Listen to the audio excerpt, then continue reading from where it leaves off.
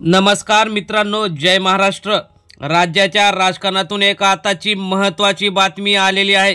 देवेंद्र फडणवीस यांची एकनाथ शिंदे यांच्यावर पुन्हा कुरघोडी।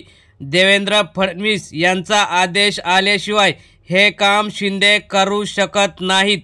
आलाय असा आदेश। नेमकं काय झालंय सविस्तर बघण्याअगोदर चॅनलवर जर नवीन असाल तर चॅनल नक्की सबस्क्राइब करून व्हिडिओ सुद्धा नक्की लाईक करा।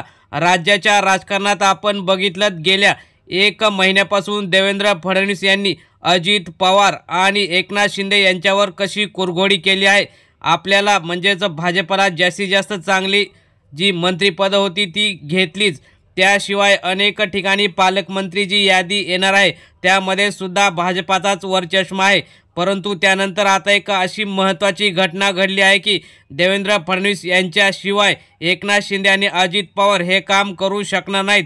नेमकं कोणतं काम आहे ते बघूया। सचिव ठेवायचे असतील तर देवेंद्र फडणवीस यांच्या सहीशिवाय ते खाजगी सचिव ठेवू शकणार नाहीत, असा आदेशच मुख्यमंत्री देवेंद्र फडणवीस यांनी काढलेला आहे।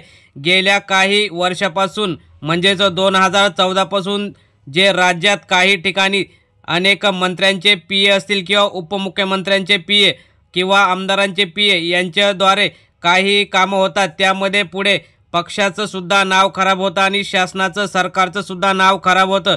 त्यामुळे देवेंद्र फडणवीस यांनी आदेश काढला आहे की एकनाथ शिंदे यांनी जर यांना स्वतःचा खाजगी पीए ठेवायचा असेल तर त्याची चौकशी केल्याशिवाय व देवेंद्र फडणवीस म्हणजेच मुख्यमंत्री यांच्या सहीशिवाय ठेवू शकणार नाहीत। त्याचप्रमाणे हा नियम अजित दादा यांना सुद्धा लागू आहे।